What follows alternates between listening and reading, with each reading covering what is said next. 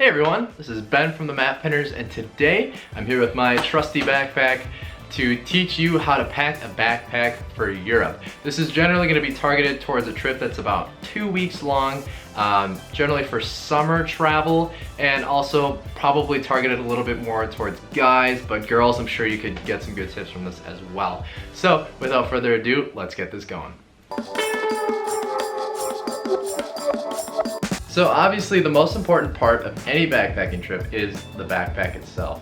This is my personal backpack. It's the Osprey Farpoint 70, as in 70 liters. And I've been using this thing for about 5 years now, and I still absolutely love it. I mean, it's chock full of some amazing features that any traveler will love. In general, it sits at about right in between sort of the carry-on, and also might have to check this thing depending on the airline. I've personally been able to sneak this thing on to many different planes, but in general, it's a really nice size in terms of packing a lot of stuff. So if you're someone who likes to pack a little heavier, if you got a lot of gear, this is a great one for that. Let me show you some of the features here that really set it apart from other backpacks and why I love it. Oh, and another quick tip, this does come in a 55 liter as well if you're not looking for as much space, but I personally love this one. Thing number one, the detachable day pack. The fact that this just zips onto the backpack is a very unique feature. It's really nice because oftentimes when you're traveling to a different country, you have to bring a second backpack or pack another backpack within your backpack to get a day pack like this. So the fact that it just sticks on the front is really nice. Feature number two, this is top loading suitcase style backpack, which is a really nice feature because many backpacks will just have you sort of loading from the top, and it's really annoying when you want to get to the clothes at the very bottom of the backpack. Additionally, packing and repacking when you're in a hostel or in an airport or whatever, if you just want to dig something out, this makes it so nice because it's so easy to just, you know, set stuff in here and whatever. Third feature, which makes this great, is this. So you can see this little flap protects the straps, but if you want to take the straps out, all you have to do is unzip this and roll this up like so. And you can see it's a full backpack. Again, if you're looking for a travel backpack, really could not recommend the Osprey Farpoint 70 anymore. And now we move on to clothes. One of the hardest parts of packing for a lot of people, because you can't bring your whole wardrobe, unfortunately. For me, I only have 70 liters to pack in, which is more than a lot of other people. To make it easier for you, I've actually included my packing list in the link down below. You can just click on the Map Pinners link, take you to our website, and you can see the full list of stuff that I'm packing here today. I think a good place to start is pants, especially when you're going over to Europe in the summer. It can be a little bit hotter, and when you're walking a lot, you generally want something a little bit more breathable. I generally bring over, especially when you're traveling for like 2 weeks, like 2 or 3, probably 3 pairs of gym shorts. These just pack so nicely. They're really easy to roll up and they pack really tight. If you're trying to wash stuff over there, a lot of places in Europe actually don't have a dryer, so you'll have to hang stuff up. And that makes it really easy to just dry these things after washing them. So gym shorts are huge. Would definitely recommend bringing those. Probably 1 or 2 pairs of khaki-ish pants. Stuff like this, you know, this goes with a lot of different outfits, so it's nice to switch it up, and especially for like shorter days or you're just going to and from museums or something like that, khaki shirts are great for that. And then of course I would bring probably 2 longer pairs of pants. It can get cold in Europe, especially in the summer at night when you're walking around between bars, if you're going out at night, or clubs, or if you're just out and about for a night stroll, I don't know. Bring a thicker pair of pants like jeans. You know, these still pack really nicely, but you know, jeans go with a ton of different outfits. They're really durable and really nice to travel with. And then some of my favorite pairs of pants, just a nice gray pair. These are the Banana Republic Traveler pants. This isn't sponsored, but I love these pants, especially for traveling. They're just so comfy. It's like wearing pajamas. But you know, nice, neutral, goes with a ton of different things, and also light pants, so I could even wear this during some summer days as well. So for shirts, I generally bring a combination, again, more going towards some that are more athletic, so breathable, but also you want to bring some warmer ones just for in case it gets cold. Starting with the more breathable ones, I generally like to bring things that are more high in polyester, because as I said before with the shorts, sometimes you want to wash stuff, but you'll have to hang it up to dry, and stuff that's higher in cotton will take a longer time to dry. So stuff like this shirt, while it seems like it's mostly cotton, and it feels like it's mostly cotton, it's like 67% polyester or something, so this will dry really fast. It's also a nice basic comfy t-shirt to wear while out walking around. You also have a lot of colors here that go with the pants that I had before, so you can see that I could wear a ton of different outfits with these, you know, nice neutral but basic shirts. And then a couple crazy shirts in here, so I'm a big soccer fan. So bring one soccer jersey or so just to spice it up a little bit a couple days. And then I'll generally bring one long sleeve shirt to use as a layer for maybe something thicker, or if it's just a little colder at night. So bring something like this, and then of course that thicker layer. Make sure to bring something like a sweater that's a little bit thinner like this. So this rolls up really nicely in the backpack. It's not like a thick sweater where it gets really bulky. You can really pack this up nice and tight, and it's still really warm. So would highly suggest at least packing one sweater, make sure it's a thinner one. And then you might go out to dinner one night. So you want maybe a nicer outfit, and that's why I bring usually at least one button up to go, you know, either wear during the day or going out to bars or something at night.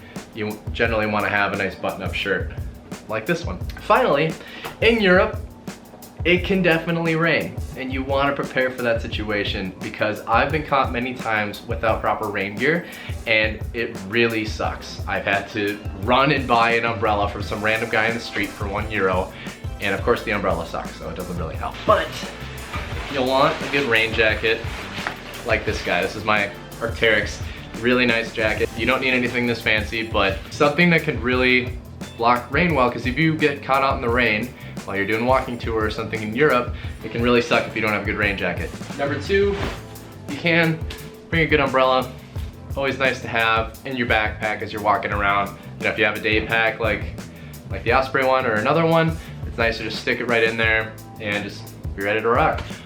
So another really important factor in Europe is footwear. You're gonna be doing a lot of walking most likely while you're over there, so make sure you bring really comfy clothes, and make sure to bring at least 2 pairs, because if you bring a pair and it rains and it gets soaked, I've been in the situation. It sucks.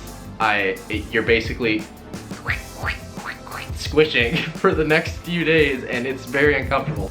I usually bring, you know, 2 pairs of comfortable shoes, just to one, switch it up for outfit's sake, and 2, especially if it rains, it's nice to just have another pair of comfortable shoes to fall back on. Shoes take so long to dry out, so absolutely bring a second pair.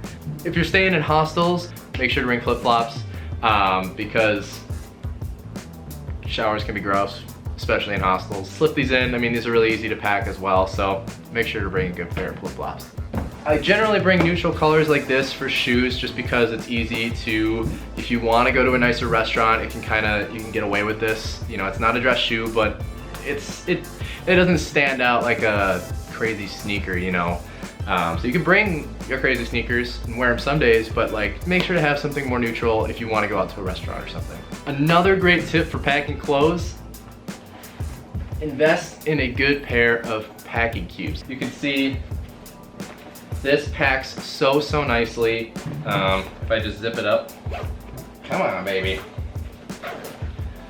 So you can see this provides a really nice structure in your backpack. All my boxers are in here, it's 7 pairs. So provides really nice structure in the backpack, really easy to find all your clothes, so you can pack. I mean, obviously I have bigger packing cubes like this one, so you can put your t-shirts in this one.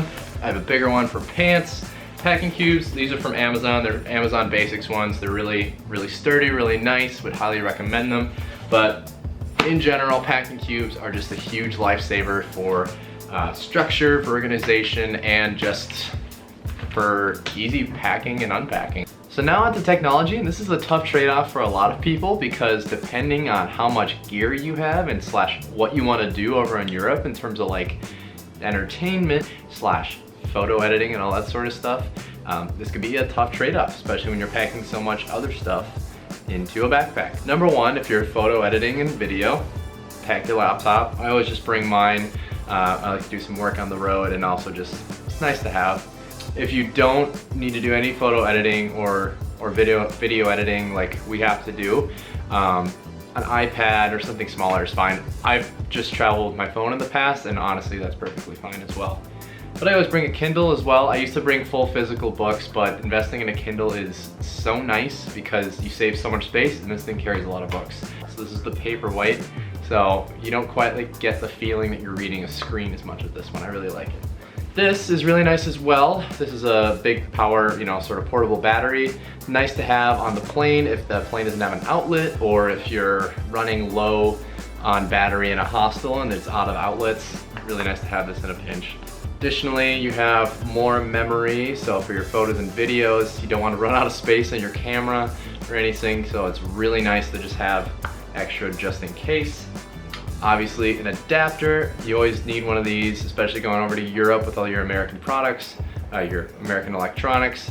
And this one is really nice because you have 2 extra USBs.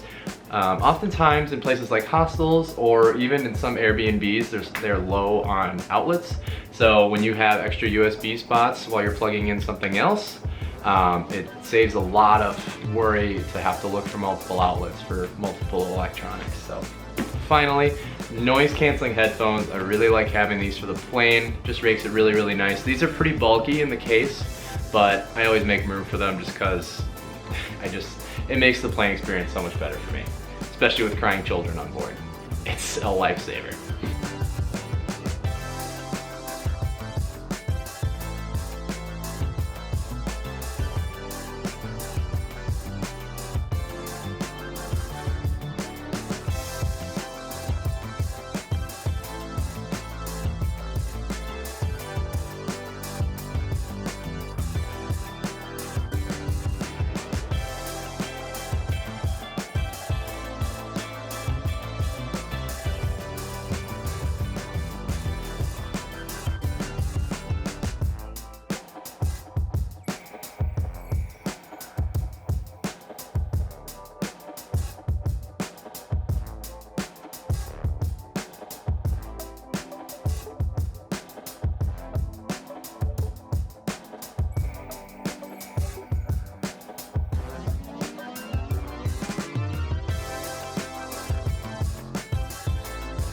So those were my top tips for how to pack a backpack for Europe. If you like this video, make sure to hit that like button down below and also that subscribe button. If you have any questions or you feel I missed anything that you want to mention for others, make sure to comment down below so we can get that conversation started. And also, just a quick reminder, check out that packing list down there. I think it'll be really helpful for you to see just the full list of things that I usually bring. You can use that for your own packing list yourself. I'm gonna do another video eventually on stuff that I bring for toiletries, just to go more in depth in that, and stuff for guys and girls to consider. Stay tuned for that one, but other than that, thank you for watching another Matt Pinners video, and look forward to seeing you again soon. Everyone, welcome back to another. Today, I'm here with my trusty backpack to teach you how to